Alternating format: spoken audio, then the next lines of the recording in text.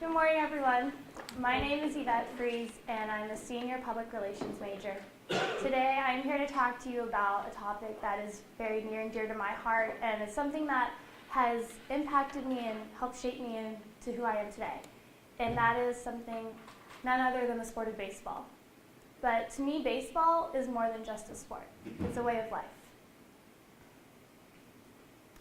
So my love for baseball started back when I was 4 years old, when my grandpa and my dad took me aside and taught me how to play, to swing, to field a ball, to throw a ball. Because in my area, that's all we really had. We had a Little League field with Little League stadium with 3 fields at it. So at the age of 4, I was out there playing t-ball with a bunch of other little kids. From there, I played 2 years of rookies and then a year of minor baseball. After that, I switched into softball because my parents wanted me to be around more girls. And at first, I really hated it. I hated softball. But that was until I started catching. Catching kind of became my position, and no one could take that from me. And I played all through high school, all the way until my junior year when I had knee surgery on my left knee, which ended my career in softball. But that didn't completely take it out of my life, because I still continued to go to games as I moved down here to Southern California for the Dodgers and the Angels and even the Padres sometimes. So whether I've been watching it on TV or at stadiums or playing it or even working in the industry, baseball has taught me 4 key things. First is fellowship and community. Second, it taught me the importance of passion and what that looks like for me. Third, it taught me what leadership looks like, and more importantly, self-leadership. And last, it taught me what resilience is and how it's not just important to me, but also to our country and its history. So first, I'll be talking about fellowship and community. This picture was taken this past summer with the SoCal Catch collegiate baseball team, an organization that I've interned for the past 2 summers. We traveled down to Mexico and built that home for that family in about 7.5 hours. We had to beat the storm, but we got it done in time. And with all of the players, our team of interns, and the coaches, we worked together. We broke up into different sections, the people putting down the foundation, the painters, people just playing with kids in general and not actually working. But together we worked as a team and we were a community together. Coming into the summer, you don't really know people. Most of us are strangers. But by the end of the 2 months, spending every day together, you become a family and you're a team. You go through thick and thin together all summer, through all the frustrations, the wins, the losses. And that's what community is about. Because from community, you fellowship with each other. And it's from fellowship that you grow. And growth is one of the best things you can gain from a community. And the same goes for public relations or whatever major you're in, and even in the church, that you are around people that are like-minded as you, because that will enable your growth in you as a person and in others around you. That leads me to my point of passion. This image right here is of Oral Hershiser. He is my favorite baseball player in all of history.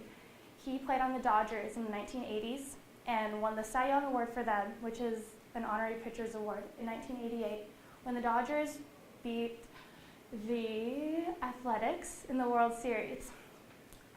He is also a Christian man. I have read every single one of his books. It's phenomenal. I actually have a baseball autograph by him that I got last year. When I joined the Catch back in 2014, I didn't really know what I was getting myself into. But by the end of it, the boys that I had spent all this time with all summer really reminded me of what I loved. And baseball helped that. It helped me remember what was important to me. And it really sparked a fire back in me that I had kind of lost. Oral Hershiser once said, "They do everything with such passion and to such detail. You don't play with that detail without loving it. I don't care if somebody's bossing you around, making you do it. You still have to concentrate from the heart." And that right there is the essence of passion. It's something that's from the heart. There's things we all love to do, but what makes a passion special is that it is from the heart. Next, I'm going to transition to leadership. So like I've said, I've interned for the SoCal Catch for the past 2 summers. The first year, I did public relations and media relations for the team. Working in the baseball industry was a little different for me, because prior to that, I had worked for the city of Fullerton. And It was a big learning and growing year for me. I learned a lot from my GM and other interns on staff. But coming into my second year, I had a better grip of things, even though I was doing a different position. The second year, I was the head of game day operations, which involved a lot of logistics work, a lot of planning, and a lot of working hands-on in a bunch of different areas for me. I got the opportunity to take pictures and help out with some things at the CCL All-Star game this past summer for our league, which was just a great opportunity to meet a bunch of people, and especially the lead at the Urban Youth Academy in Compton, which is where the game is held. But from my 2 years there, one of the biggest things that I've learned is the importance of self-awareness and working within a group. Because the first year I worked with the Catch, there were only about 5 of us on the intern team at most. The second year, we had a lot more people, and we even brought people in from out of state. So it was a lot of fun to work with a group that was very different. And by the end, we were like a little intern family, and we learned so much about each other through it. And that's part of working on a team and working in a community, is that you do learn those things about yourself. And above all that, I also learned a lot about decision making. Working from a logistics and operational standpoint, I did have to make a lot of decisions, especially when we were traveling and on the road. I was booking hotel rooms and working with the transportation people and all the food, and just making sure our players had their laundry done, and all the little things that in the end make up the big grand picture. There were a lot of decisions that needed to be made on my part as well as the GM's part. So my whole experience has really helped give me more of a managerial standpoint and experience that I really needed to get to where I am now. Last is baseball has taught me the importance of resilience. As you know, in 2001, our country faced a huge tragedy, 9/11. And after 9/11, baseball symbolized resilience for our country.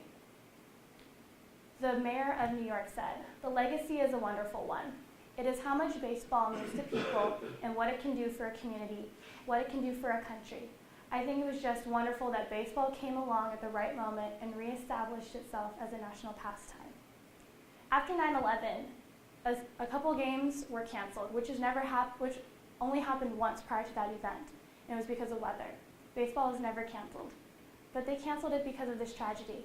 But when it picked back up, people were at the stadiums because they could rally together for a greater cause, especially in New York and the Bronx. This picture was taken during the World Series that year when the Yankees played the Diamondbacks. The first 2 games were in Arizona. The next 3 were in the Bronx. George W. Bush, our president at the time, had the honor of throwing the first pitch at Game 3. And that pitch he threw symbolized more than just playing ball. It was a symbol of hope. And that pitch was the perfect pitch. So for 3 days in the Bronx, anxiety and gloom momentarily gave way for classic baseball and national pride, which was a unifying moment in this time of crisis for this country. And because of everything that happened, ESPN made a 23-minute clip for their 30 for 30. And I will be showing a little bit of it.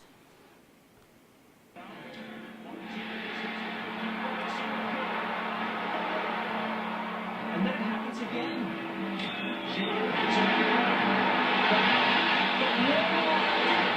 Mr. November, Derek Jeter was a home run. People were going crazy. In those few days, we didn't think about anything else, but the World Series and about baseball. There's a reason that every country has its sports that it loves. They embody somehow the nation and the national spirit and the national pride, and they rally around these sports figures. And at times... Oh no, Biola internet.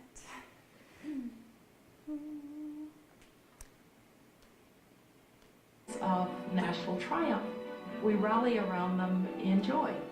At times of national tragedy, we rally around them to remember who we are. You know, even though we lost that World Series in 2001, it was still the most exciting and the best World Series I've ever been involved in. The country, which was rallying at the time, had further cause to rally, to see baseball being played. And I was just a part of that. I didn't realize how symbolic it was, though, until I made it to the mound. Standing on the mound at Yankee Stadium was by far the most nervous moment of my presidency. It was something that we all needed to see. I'm talking about all of America needed to see it. That pitch transcended sports, transcended politics, it transcended history, and was quite a moment. So as you can see, baseball is more than just a sport, and not just to me as well. So, all of this to say, it leads me to the whole purpose of this speech today, is that baseball is a way of life for me. Oral Hershiser said, "Stadiums fill up with people to see what's going to happen between the lines. But life isn't only about visible realities. There are invisible and unseen nuances, things that shape us into who we are." Baseball is a game of mental and physical strength, just like life. You can't rely on one without the other. You need both. And to me, life is like one big baseball game with essentially endless innings. And each day in itself is a new inning. You're going to face days when you may strike out a few times, but you shouldn't let that get you down.